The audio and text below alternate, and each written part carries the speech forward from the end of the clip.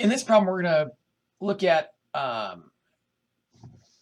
weighted averages and how they're used to value a stock index. And this is a fictional stock index. And if you look at the names of the companies, they're some of my favorite fictional companies in the movies, like Life Extension, which is in Vanilla Sky with Tom Cruise. And then you have Duke and Duke, which is the fictional investment company in the Eddie Murphy movie, Trading Places. You have McDowell's from the Eddie Murphy movie, Coming to America. And then, of course, you have Nakatomi, which is the fictional company in my favorite Christmas movie, Die Hard. And then we have the Paper Street Soap Company, which is the company in Fight Club. And the first rule of Fight Club is don't talk about Fight Club, right? So what we're going to do is we're going to copy this data into Excel. We're going to copy the entire table plus something outside the table to preserve the table formatting. We'll copy that. And then we'll paste it in cell A1 without formatting. Okay? Without formatting. And then we'll highlight the columns and double click to auto size. And I think I'm going to back this one back down a little bit. There we go. So we're going to auto size the table, then we're going to delete this thing here. Okay. All right. So the first thing we have to get are the percent changes in the prices of the stocks. So this stock was $122.32 in April of 2016. It increases to $394.71 in a month's time, right? So we're going to calculate the percent changes in those. And they're pretty easy to calculate, right? The percent change is just what it is minus what it was divided by what it was, right? And the column is in percents, so we need to multiply by 100. Okay. And so I think the number of decimal places is 2. So let's drop this down to 2 decimal places. And now once we have that percent increase, we can very easily calculate the rest of the percent increases, right? And the best performing stock over the time period is Inintech, which is the fictional company in Office Space. Okay, so those are the percent changes in each individual stock. Now what we want to do is we want to calculate the market value of the stocks, right? So we have the outstanding shares. We need to calculate the market values. So what we're going to do is we're going to multiply the outstanding shares, that's millions right there, right, times the price in that same month, right? We're going to hit equal or enter. And so this is in millions of dollars, right? So we have to divide this by 1,000 to turn it into billions. So let's divide that by 1,000. We're going to convert millions into billions. So that's 296 billion. And this is in millions, right? So we want to divide by 1,000 here to go from millions to billions. And then I think we need 2 decimal places, right? Okay, so if I double click this bottom right hand corner, I can get the rest of them, right? So Brondo is worth $131 billion. Crimson Perimeter, I guess, is worth 79 or $80 billion. And Duke and Duke's worth $18 billion. Nakatomi's worth $9.8 billion, right? So these are just market values, price times the quantity. But we went from a million to a billion. Now, if I just drag this over to here, I'm going to have a problem, right? This should be outstanding shares, right? See that? should be outstanding shares. So we need to drag that back over to here. So we're going to multiply the price in that same month by the number of outstanding shares. And what we're assuming here is that there weren't any stock splits and there weren't any new issues or retirements, right? So we hit enter and we get the market value in billions for life extension. Okay, so these are the market values. Now the next thing we want to do is we're going to come back over to our problem. We should probably plug in the numbers, right? So I'm going to put it on pause while I plug in the numbers. Okay, I went through and I spared you all the grief of watching me copy stuff into the table from Excel. So we got 22.46. Looks like everything's good. 311, 588. I don't see any. And then we did the same thing with the market value. I copied those values into here one at a time. It looks like we're pretty good on all those. I'm just checking a couple of them. Okay, good. So we got those entered in. At the end, we'll see which ones we might have typed in incorrectly. Now what we want to do is we want to do the arithmetic mean to calculate the average price of the stocks on this index. Okay, so what I'm going to do here is I'm going to just calculate the straight up average on the price. So we're going to calculate the average price in the previous month and then calculate the average price in the current month, right? And we're going to shrink the number of decimal places to 2. Okay, so the arithmetic average is 157.13. And then the following month it's 177.5. And the month over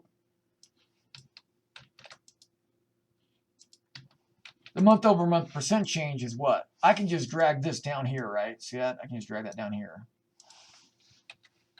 I'll do that. So the percent change is what it is, 177.50, minus what it was, divided by what it was, and we got to convert it into a percent. So you get a 12.96 increase in average prices, right? Okay, so this is going to be, we're not going to weight it that way. We're going to weight it by market weight or market value. We're going to weight the prices because, you know, this company here is bigger, so you want more weight attached to that value, right? The smallest company looks like is Paper Street Soap Company, headed by Tyler Durden. You want to give this price the lowest weight. So that's what we're going to do here. We're going to weight it by the size of the company. Okay, and the way you're going to do that is you're going to do it this way. You're going to use the function SumProduct. And what SumProduct does is it's going to take these individual prices. It's going to take this 322.32 and it's going to multiply it by, I got to put a comma here. It's going to multiply it by that value. And then it's going to multiply 170.54 times that value. Yada, yada, yada, all the way down. And then once it has calculated these products one at a time, it's going to sum those products. So first it takes the products of these pairs, and then it sums the pairs, right? That's what that does. And then we're going to divide that by the sum of the market value.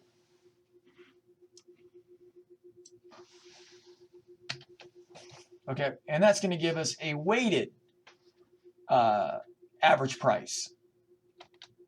And it looks like using the market value to weight it, we get a stock index of 222.28.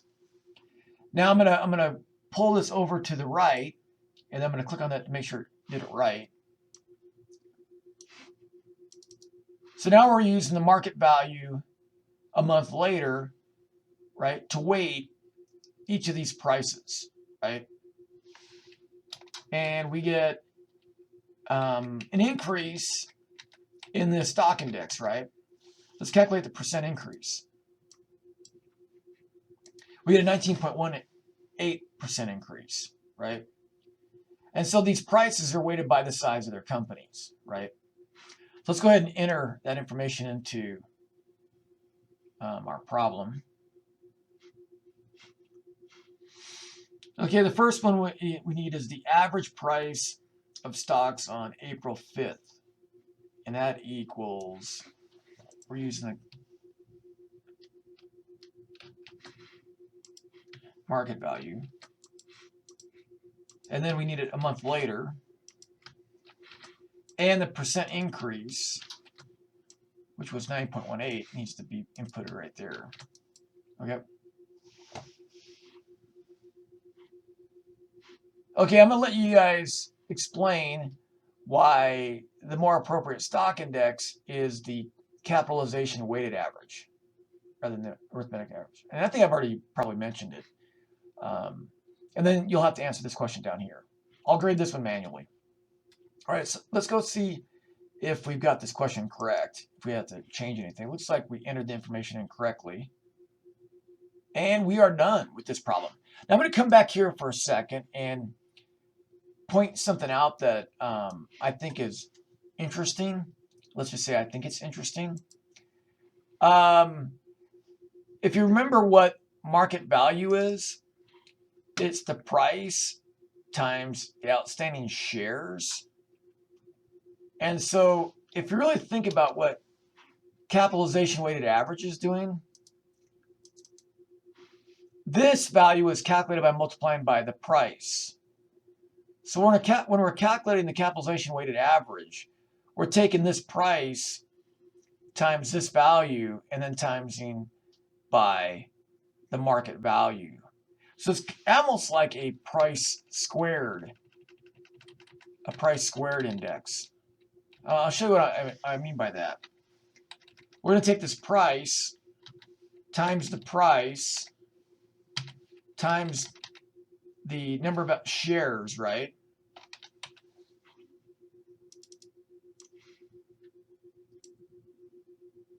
Okay.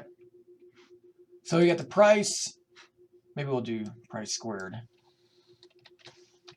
Price squared times the outstanding shares, right? Okay. So if I were building a price index, what I would do is I would do the sum. Well, let's just do this here first, real quick, before we get there. We're gonna recalculate the capitalization weighted average using this thing I've done over here.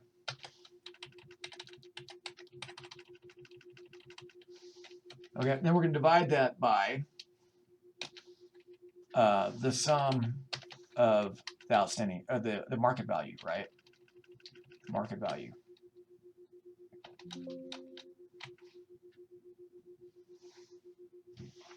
Oh, and then we got to divide by 1,000 because these are in billions and this is in millions. So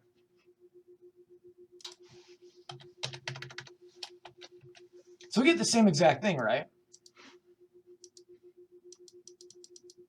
So we get the same exact thing as we got here, right? So what we have here is we have price squared times the outstanding shares. When you square something like 4, you get 16. When you square something like 1, you get 1. 1 times 1 is 1. 4 times 4 is 16. So I find that kind of interesting, right? Now, if I were designing a way to value a stock market, I think the most appropriate way to do it would be to take the price and just weight it by the number of shares. I weight it by the number of shares, right? So what I do here is I do a sum product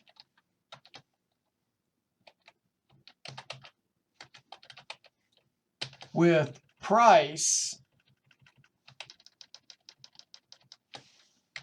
and shares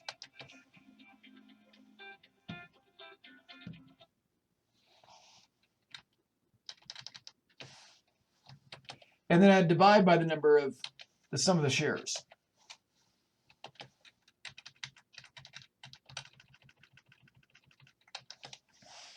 And this would be a price weighted, or this would be an average price weighted by the number of shares.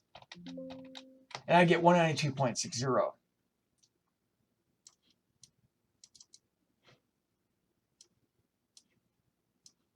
And I do the same thing for the following month, right?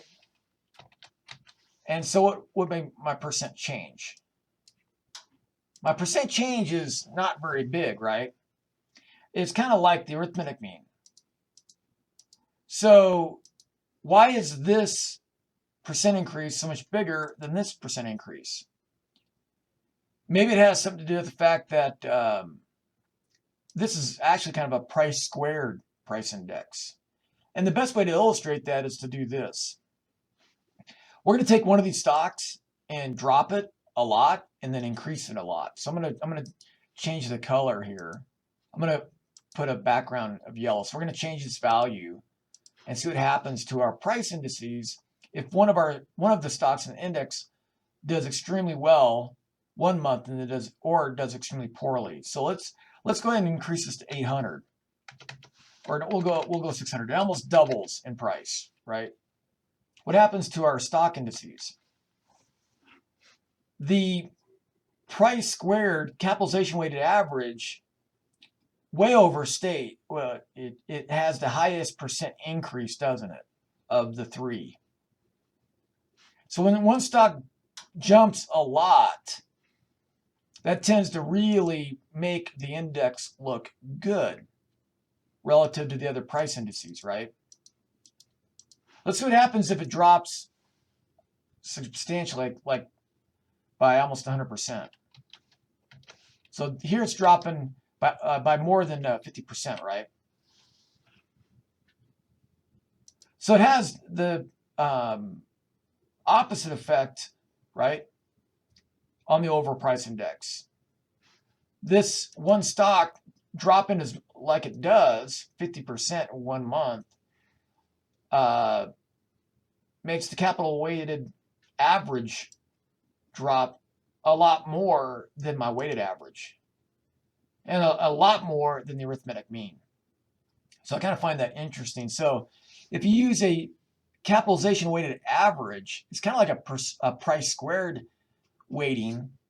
It appears to me that it overstates the gains and overstates the losses. So it tends to make more, maybe these bigger numbers, these bigger percent changes in the index are attention grabbing, right? If these percent changes are modest, there's not going to be as much attention drawn toward the market, right?